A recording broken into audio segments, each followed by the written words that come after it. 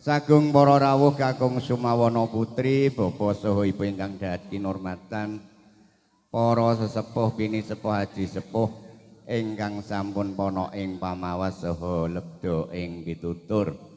Ingkang tansah kawula pundi sedanten sabda pangandikanipun para pangemban-pangembating praja satriyaning negara pinuju ngleresi wonten ing tlatah undaan Lor Gang Setunggal ingkang kula dherekaken kula taati sedanten aturan ugi perintahipun khususipun ingkang nembe mengkugati panjenenganipun Bapak Kasno Sarimbit Ibu Sofiatun ingkang kula dherekaken niat lan hajatipun dalu punika keparengaken kula kekalih badhe nderekaken nepangaken nami kula wondene nami kula Ki Tembem parandene kadang kula menika Ki Pentul.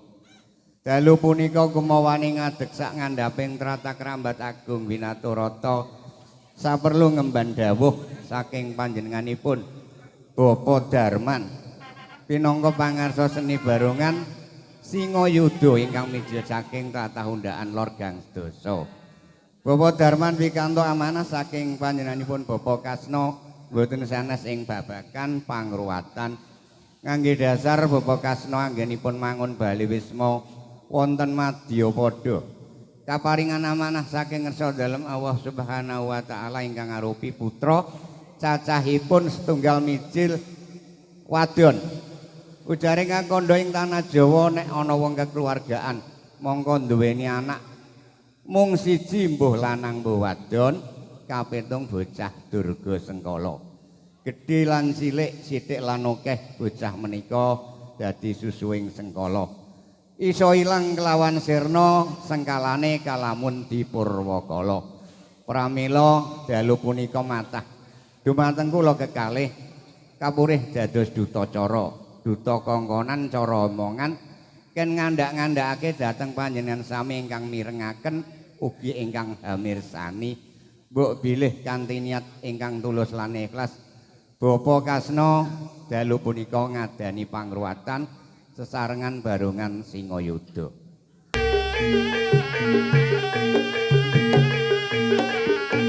Assalamualaikum Bapak monggo. Monggo Ibu. Monggo.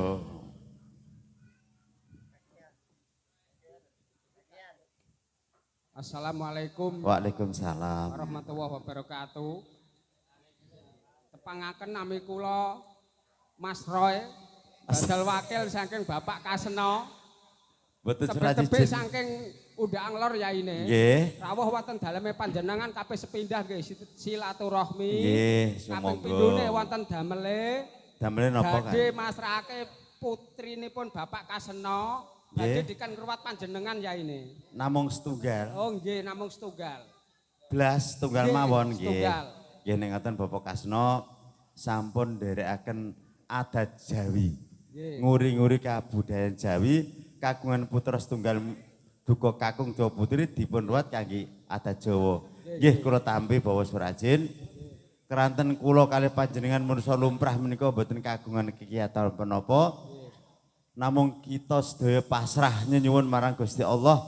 Mugi-mugi pangruwatan wonten dalimipun Bapak Kasno sak keluarga dipun berkahi, dipun kabulaken Allah Subhanahu wa taala napa ingkang dipun pikajengaken ngoten nggih. Amin. Ngeten kula tampi kalih Kakang Tembem. Mangke sak lebete kula ruwatan Bapak kalih Ibu ndedonga ingkang kathah Bu nggih supados pangruwatan menika saged lancar boten mangke mas tunggal punapa-punapa. Nggih nek ngoten kudur napa jago. Oh, nyuwun pamit. Assalamualaikum. Oh, waalaikumsalam warahmatullahi wabarakatuh.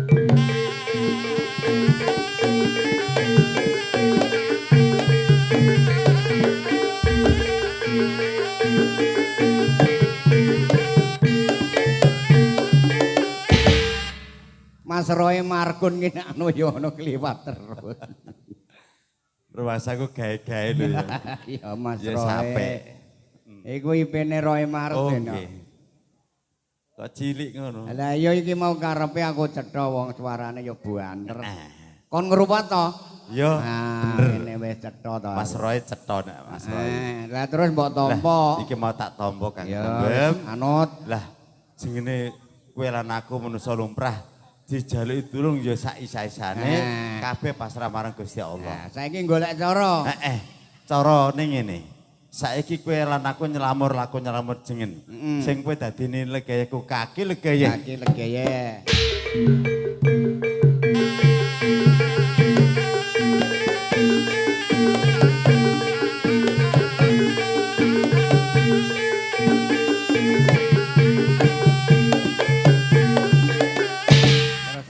Lah nek wedok kae Genduk Ayu Juni Setiawati tak jenengno Perawan Jelagur. Perawan Jelagur.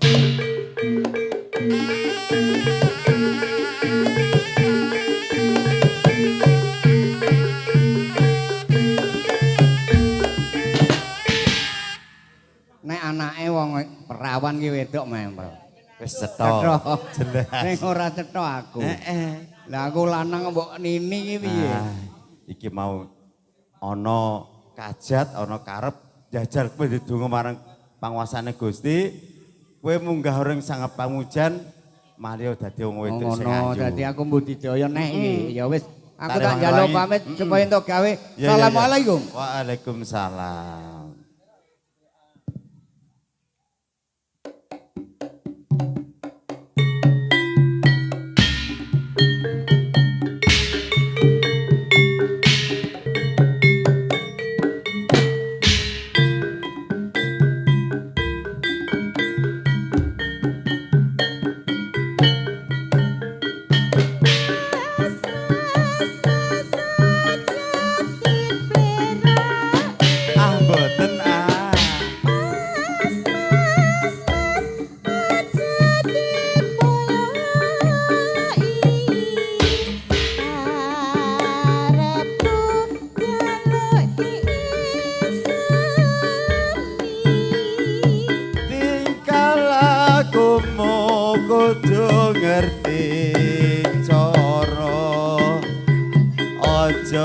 Ditinggal kapribaden ketimuran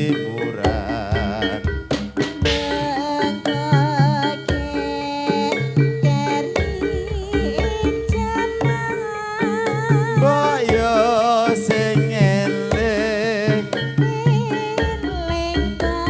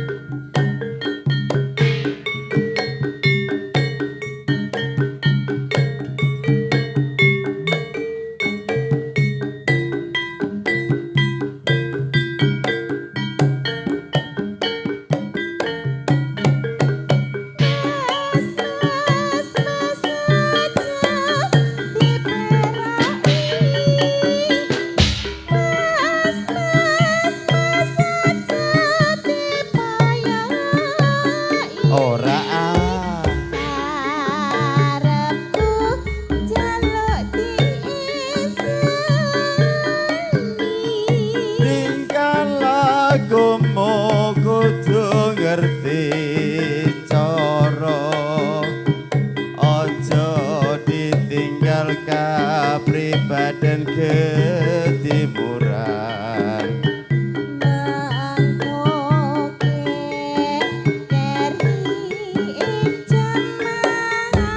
boyo sing eling bab apa mas iku budaya panceni bener kandhemu. Maape ya Nini ya. Lah kok maape to Kakek ya? Jan pangling banget aku mau. Bedane akeh lho sing Nini Legaya sarwa ireng karo sing kuning-kuning kae. Saiki kuning lak ya sarimbitan karo jenengan to Kakek Legaya. Ya ngembari sithik ya. Nggih lah piye bareng saiki aku ganti busana. Malah dadi wong wadon sing ayu tenan ya. Ayo kok ya. Ya kaya ngene iki wong wadon sing sempurna. Biasane kae nek mau kan ya ringsang. Heeh. Artine apa kuwi? Gering merangsang. Kaya ngono. Lah nek sing saiki. iki macem ngarep jemunuk, mburi jemunuk. Budine jemono lah ya wong jenenge wong wadon ki lak ya kaya ngene iki. Mulane kuwi jumbuh karo kahanane. Jumbo kali kahanan nggih Kak. Nih lagi ya. Nggih. Iki mau kowe wis malih dadi wong wadon sing ayu. Anjir. Wis reti kewajibanmu to. Anjir Kak lagi. Iki mau kowe lan aku dititipi putra wadon siji sing ayu kae. Nggih. Tak jinakno prawan Prawan jelagur. jelagur anjir. Kowe nini aku kaki. Kaki legi. Dadi mbok karo Pak. Kados mekaten Kak lagi ya. Lah iki mau tanggung jawabe kowe lan aku dipasrahi kudu kon ngilangi sukertane. Kados ngaten. Bapak Kasno kagungan putra setunggal. Wadon bocah kang lanang gedhek jiri, Nggih. kowe lan aku kudu iso nyingkirno utawa nisehno sengkala apa sing arep nggodha Bapak Anjir, Kak Kasno nggih. Nggih. Iki mau aku diwenehi janur kuning. Anjir menika ingkang kula badhe tanglete kalian panjenengan Kak. Janur kuning kanggo tambah sifat kandel perawan jelagur. Lajeng? Lan ugus perawan jelagur kae mau ora kejenan. Nggih. Dhewekne duwe kadang tua papat lima wujud. Sing cedhak odak makepokan, sing ado odak kawuningan, yaiku sang welat, sang kunir, sang kawade hari-hari. Ngoten. Tataran kadewasan tak jenengno mutmainah, amarah supiah aluama. Aluama. Nek saku bengi iki aku njaluk tulung pojok emah papat jaganen kiwa tengene kadang manung dampingi. Nek saku ayo mangkat nggih saiki.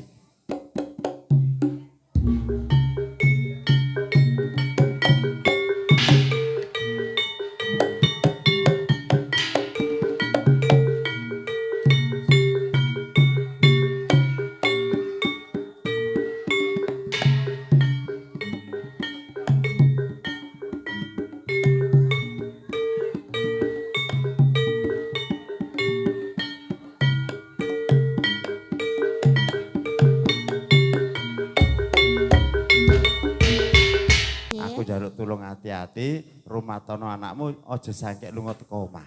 Kados mekaten Kak. Sadurunge aku arep mangkat, aku weling karo kowe nini. Wonten menapa menika? Seumpamane aku durung bali kok ngomah kuwi ana geger utawa beboe sing kabeh ora iso ngontasi, Nggih. kowe jejeg lemah kaping 3 ngundang jeneng kakile kaya aku bakal bali. Ngestakaken dawuh panjenengan. Eling-eling lho ya. Bakal kula eling-eling menapa ingkang sampun panjenengan ulingke marang kula menika Kak lagi. Nek ngono aku mantep, Pak. Nggih. Atiku, aku tak age-age njaluk pamit Nggih. supaya entuk karya ning dalan kono, entuk rezeki kanggo ngurakapi putramu. Anjing ngatos-atos andum selamat Kak lagi. Aku njaluk dungane ya. Assalamualaikum. Mugi-mugi pinaringan rezeki ingkang kathah. Amin. Waalaikumsalam warahmatullahi wabarakatuh.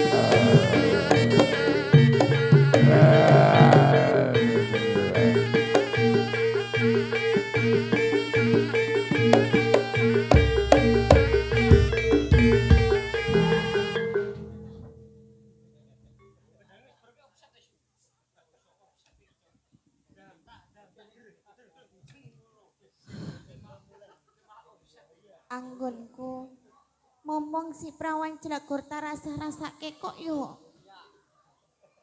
ning awak katon lungkrah ning pikiran tansah sumelang jan-jan iki ana kedadian apa to prawan jelagur kok yo malah ora ana katon ning gone papan panggonan kene iki jan-jane ana ning endi to tamokan ning gone pepukuran kae sedulur papat lak ya takon jaga pojok papat. Apa ya mangerteni nang di papan dununge sedulur Yanom. Sophia, amarah alwamalan mutmainah.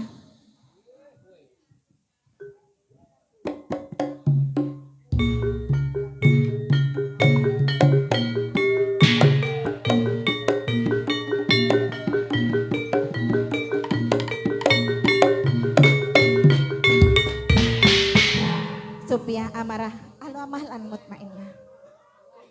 Lako kok kowe malah padha pating glereng pating glembur ki janjane ana apa lho ya?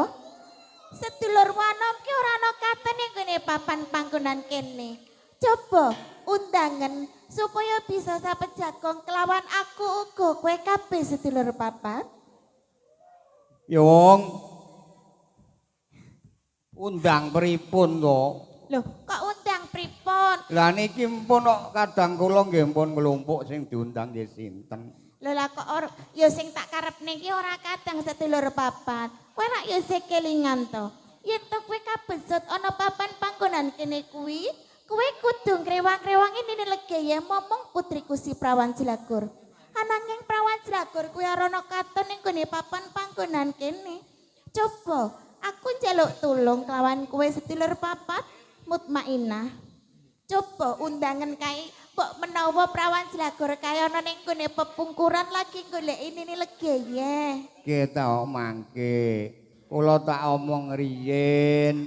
Alu Amah. Dadine kowe ki arep matur. Lah kula rasa-rasa mangkat mboten teka teng kene jenengan rak gara-gara niku to nggih. Lah kok gara-gara niku ki gara-gara apa to janjane? Lah nggih nek ajeng bloko nggih ora wani, nek ora bloko nggih cilaka kula niki urip kula. Sedulur papat. Kula tak jujur kacang ijo yung. Lah kok jujur kacang ijo piye to? Niku to sing Ya jujur kuwi jujur bloko suto. Oh lah nggih, mpun dadi siji Kang Bloko kalih Suto niku. Lho kowe iki piye to? Leket biyen mula rak ya bloko suto kuwi dadi siji. Oh, mpun dados setunggal. Oh, alah piye to iki? Kula tak mantur nggih, Yung. Kuwi cangkemmu kuwi kamban. Dadine yen to arep matur ki dadi keblingset-blingset kaya ngono. Lah kok kula kok salah terus. Lah piye ra Nggih kleru? ngeten mawon cethane ngeten. Kula rak nampi dawuh saking jenengan wau. Iya. Ken jaga pojok omah. Pancen kaya ngono. Nggih, mpun kelampan. Ning Banjur gara-gara bar mangan weteng kula rak wareg. sapa sing bar mangan lah wong nini legaya wae durung mangan lho. Lah kula pun madang kok ancen segane kula entekno nggih jenengan ora uman. Layak kuwi ning gone pepungkuran ora ana sego babar blas. Lah wong mbok entekke kabeh lho Alu Amah. Nggih. Terus kula niku rak ngantuk bareng rodok wengi. Banjur Lemute akih kula nglilir. Kula pados adik kula mboten enten pun ngenten mawon cethane ndak dawa-dawa. Alu Amah, Adik kula ilang, Yung. Alu Amah. Oh. Gusti Kang Maha Agung.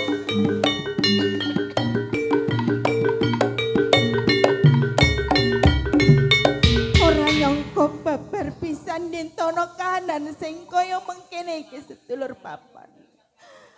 Sophia marah, Alu Amah lan kowe mutmainah. Banget gede pangarep-arepku yen to kowe sedulur papat kowe bisa sabian tunjoko lan momong putriku si Prawan Jelagur ananging ngopo. Aturmu sing kaya ngono kuwi gawe nelongsone atiku gawe kuciwane atiku sedulur papat. Tamongko rikala semono kowe rak ya wis janji marang kaki legaya koni legaya. Yen to kowe kuwi sanggup jaga keselamatane Prawan Jelagur. Leres. Yen to ana kahanan sing kaya mengkene iki, yen wong tuane mangerteni. Wong tuane si Prawan Jelagur kuwi kepengin mangerteni putrine ana ning endi. Banjur ngene legaya kuwi kudu wangsulan sing kepiye sedulur papat. Kula pasrah kalih biyung mawon, kula nggih sedhi niki. Tamangka kowe kabeh uga mangerteni. Kowe rak ya sih kelingan. Nggih ya. Prawan Jelagur kuwi putri titipan sak liyane ngono. Putri sing tak domo-domo kowe ngerti to sedulur papa. Ngertos. Ananging yen to kahanan sing kaya mengkene iki wis kebacut. Putriku si Prawan Jelagur kuwi wis ilang saka papan panggonan kene. Ananging sedulur papa. Dalem. Kedadian sing kaya ngene iki ngelingake marang pawlinge kaki legaya rikala arep tindakno kutha raja sedulur papa. Ngoten, kersanipun biyung kados pundi? Kaki kaya kerak paring paweling. Yen ana bebaya lan aku kelawan kowe sedulur papat kowe ra bisa muntasi. Nggih. Aku kudu nimbali asmane kakile kaya kanting kejok bantala kaping 3. Ngaten. Dak kira kahanan sing kaya mengkene iki sing dikarepake marang kakile kaya sedulur papat. Mula aku njaluk tulung sabiyantumu sepisan maneh. Kula iwangi-wangi yo. Ewang-ewang ana ndedonga supayane putriku si Prawan Cilagur kuwi bisa ketemu kanthi kondure kakileke ya sedulur papat. Mula ayo padha ndedonga kakileke. Kakileke ya enggal-enggal kondur kakileke ya.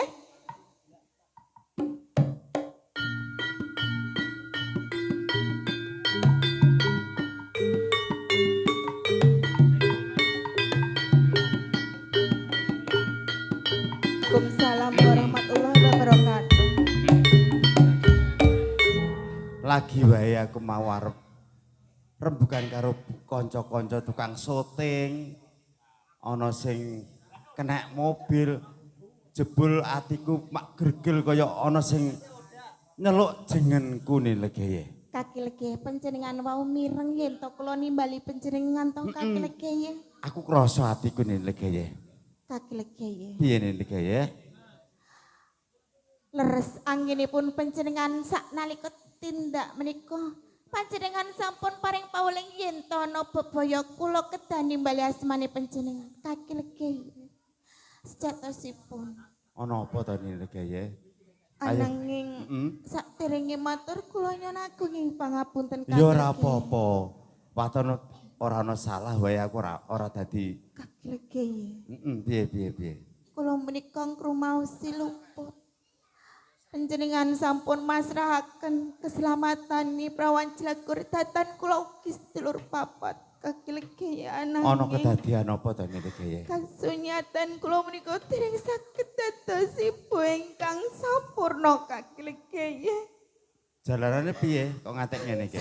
Menika Prawan Cilagur aneh sekali. Prawan Cilagur ilang.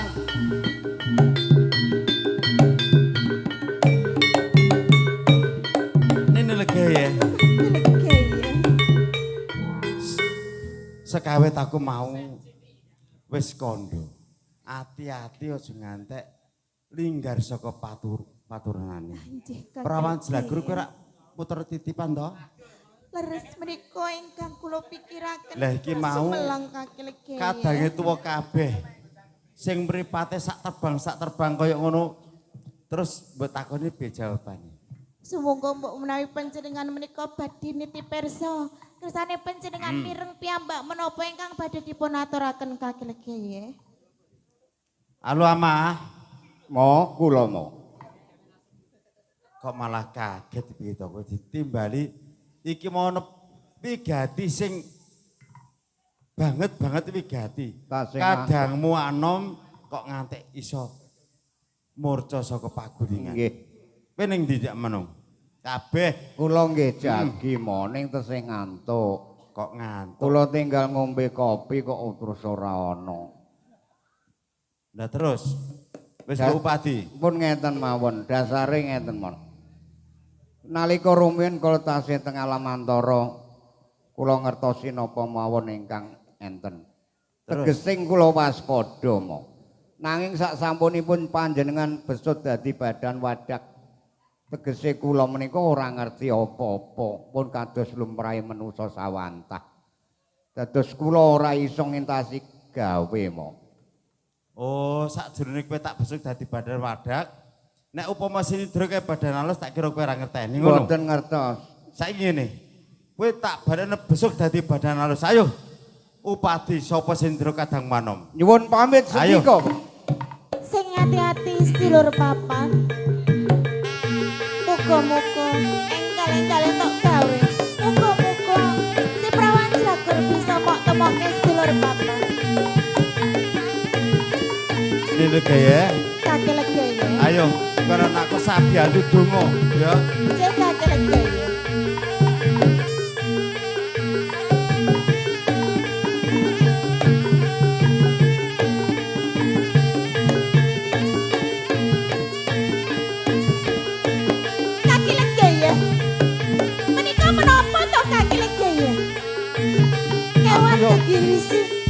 ngene iki ayo dadi bingung penggaleku to. Lho kok malah Amarah. kados mekaten. Ayo Mutmainah gondrene. Sedulur papat sing ati-ati sedulur papat. Kaki legi ya sing ati-ati panjenengan kaki legi ya. Kewan gede dhuwur kados mekaten. Tansah medeni kaki legi ya. Ananging sak sampunipun lalakanipun panjenengan cepeng lah kok kewan menika saged lumpuh kaki legi ya. Kabeh-kabeh mengko elmune legi ya. Kados mekaten. Saka aduan polahe kewan iki koyo bandeng ketaton. Kangge bringasan Nanging kados mekaten. Tak ngerti lalakane kae cumror cahya. Nggih. Bareng tak cekel dheweke lumpuh. Dados menika pengapesane kewan menika kaki legi ya. Mutmainah marasepia lho amah. Kowe tak kon ngupadi kadang manom malah nggawa bandan kewan semen gedene. Apa iki sing nyidro kadang manom nggih? Ora salah meneh. Lebone kok garbane nggih.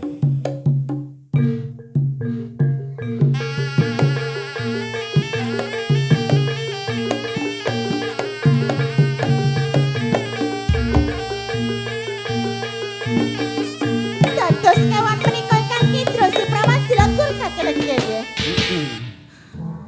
Ananging kaki legi ya. Sakwise dilebone tambah bringas to. Nggih, malah kados mekaten tansah medeni lho kaki legi Yo, ya. ngene nene. Pripun? Iki pakaryane wong lanang. Nggih. Wong wadon kono mundurne pamungkuran, Nggih. gawe kopi sing enak. Nggih. Ya. Kula kalian ndedonga mugi-mugi panjenengan menika saged medalake prawan jelagur saking sakgo garbane Yo, kewan menika kowe sabiyantu donga ya niki Nggih, ya. kaki Yo. legi ya nyuwun pamit. Kewan iki tak sawang koyo ngedapi-dapi. Gambare wis ngono. Nanging cerenge koyo kepengin nyemplok karo perawat karo Nini Legeye. Bakal tak sumbari Bonowo Satata Jalma kaya aku. Bismillahirrahmanirrahim. Tejo suluksana kang karangkaton. Kisana nggonmu klosat sak ngisoring pereng sak dhuwuring pereng. Ganjel kok dening krikil malang kok dening ngondo. Yen pancen kowe tedhak kok sumur besing madu ayo enggal jawab kowe takonku. Sapa kowe kisana?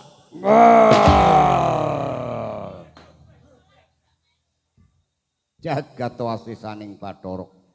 Jalma manusa Ya, tambuh ke marang aku. ya tambuh karepe. Rungokno piwangsulan kuwi. Ora ana loro ga telu satriya gunung Serandil mung siji. Bathara Kala aku. Oh, kowe kang aran Bathara Kala. Ya, nek pancen kowe ngaku jeneng Bathara Kala, aku takon karo kowe, apa kowe sing nyidra putraku Prawan Jelagur Bathara Kala? Sadurunge ndak wangsuli apa sing dadi pitakonmu.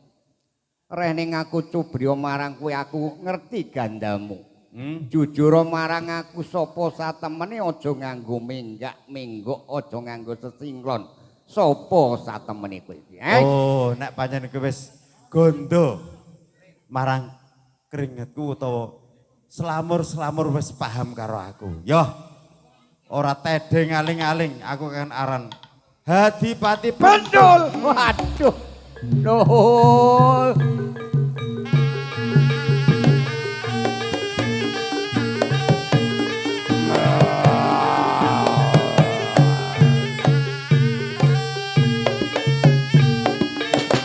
Sakwise kowe krungu jenengku Hadipati Pentul. Ngono buktekno anakku. Mundur sebab tak udanane.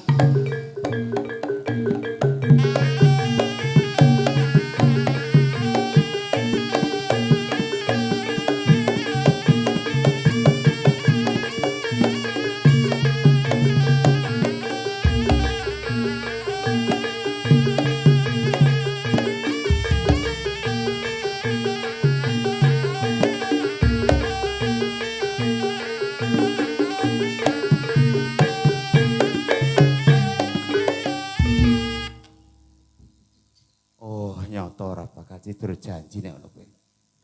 Yo, iki putraku wis kok balikke kanthi waras wis meneh.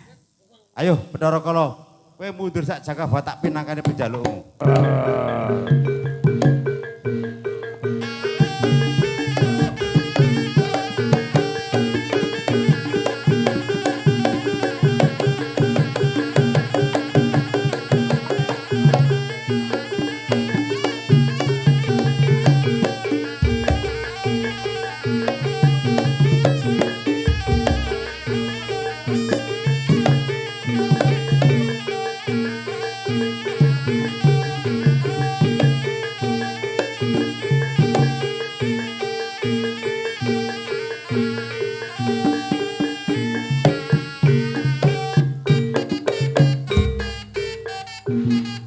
Bathara Kala, aku nelak negung matur sing gedhe. Menapa menika kaki legi? Iki ana werdine. Werdinipun Sengkala kuwi sing digondhok kringete bocah. kringete bocah menika. Dadi bocah ora tak caplokno ora. Nggih. Dadi tak slamur karo gombale. Gombal menika. Dhewekne percaya banjur mau janji ora bakal ganggu keluargane Bapak Kasno sak keluarga. Kados Uga mekaten. balik ana ing papan dununge. Oh, dados sampun wangsul malih. Iki mau ora janji karo Bapak Kasno Nggih. sak bare pangruwatan arep dijaluk meneh. Anggih badhe dipun kula wentah Ya piyambak ditunggu jika sawetara mbok menawa Nggih. ana ing dalan mlaku.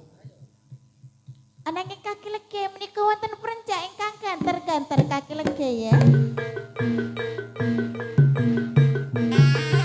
Palangga para kledang-kledang menika lak nggih Bapak Kasno kok kaki. Ya, kait klebang-klebang. Nggih. Assalamualaikum. Waalaikumsalam.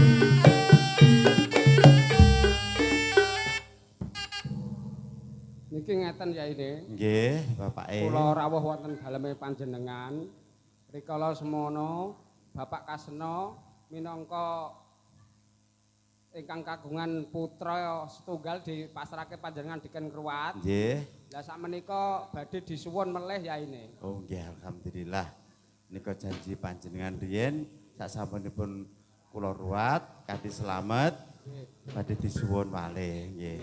Nggih ngeten Bapak Kasno sak keluarga berkah pitulungan saking Allah Subhanahu wa taala pangruwatan menika sampun pikantuk wilujeng slamet rampung. Lah niki putranipun monggo ingkang badhe dipun nikahaken mugi-mugi abdi nikahipun dipun barokah slamet awal akhiripun boten mangke alangan setunggal napa-napa. Saderengipun panjenengan putra kundur monggo ngudari kupat luar supaya tukar kajat panjenengan Bapak. Monggo tinggi Bapak asta kalih. Ibu pucuke nggih. Bismillahirrahmanirrahim. Allahu Akbar.